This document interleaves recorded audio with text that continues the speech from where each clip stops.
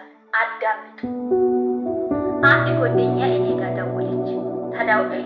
እየተደዋወለ ቴዲ አፍሮ ዘፈኑን አውጥቷል አለች። እሺ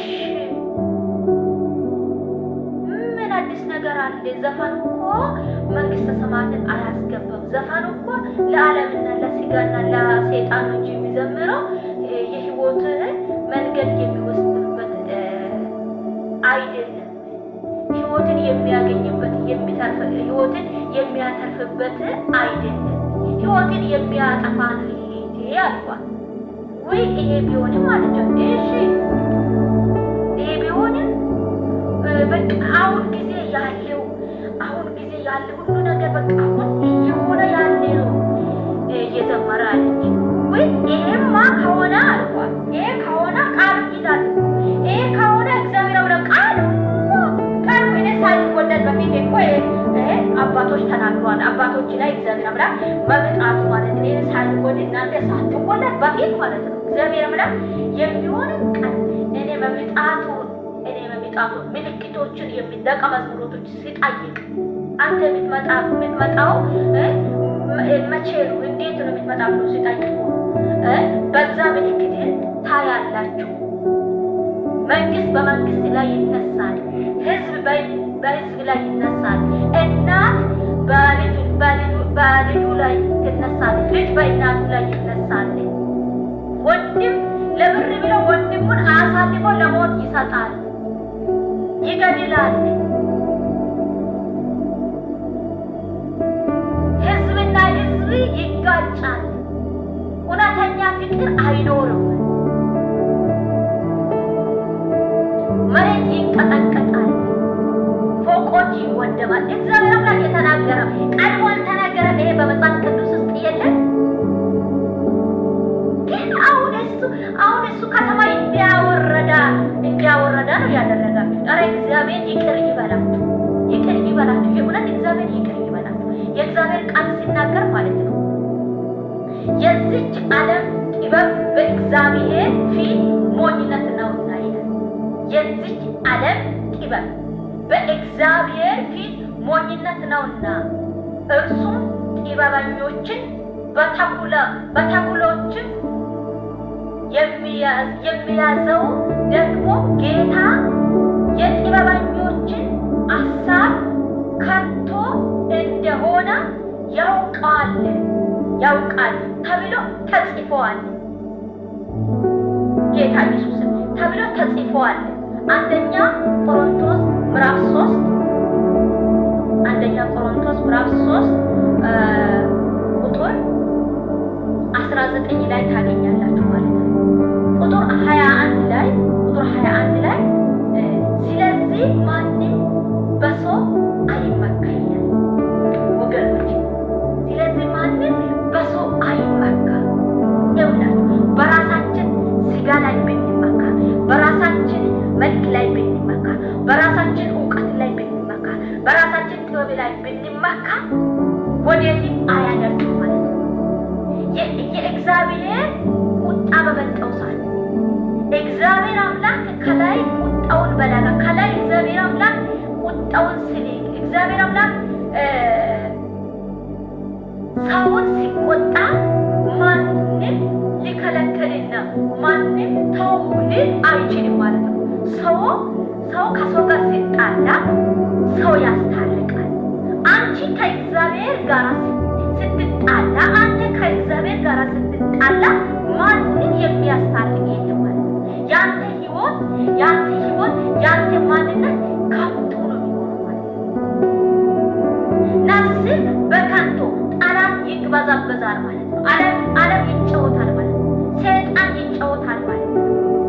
ስለዚህ ወገኔ በጉርዝና ወራት ፈጣሪን አስብ የሚለው የእግዚአብሔር ቃል በከንቱ ሆኖ በጉርዝና ወራት አሁን እየሮጥክ እግዚአብሔር አምላክ ሂድ ባለበት መንገድ መሄድ እየቻልክ እግዚአብሔር አምላክ ተናገር እያልክ መናገር እየቻልክ መናገር እየቻልክ መሄድ እየቻልክ ያልቻልክ ሆነ የተቀመጥክ ሰው የተቀመጥክ እግር የተቀመጥክ እጅ የተቀመጥክ መቼ እንደሆነ የምታወሪ መቼ እንደሆነ የእግዚአብሔርን እውነቱን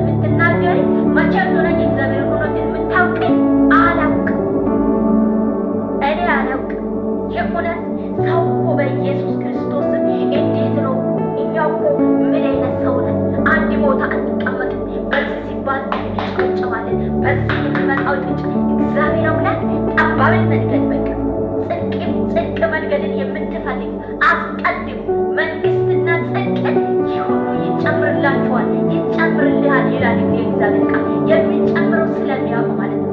እግዚአብሔር አምላክ ሊቀንስ አቅም አለ፣ ቁልፍ አለ፣ ሁሉ የሚችል አምላክ ነው። ሊቀንስ ይችላል፣ ሞልቶ ሊሰጣ ይችላል።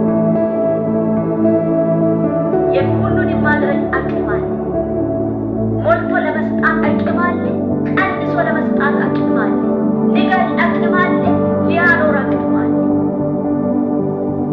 ስለዚህ ለእግዚአብሔር ቃል የእግዚአብሔር ሀሳብ የእግዚአብሔር እውነት ሲወራ የማትጨበጨቡ ለዘመኑ እንዲህ ሀሳቡን አይምሮን አካሄዱን ይመጣል። ምንድን ነው? ኧረ ጸልዩ ትውልድ እንዳንጠፋ እንጸልይ።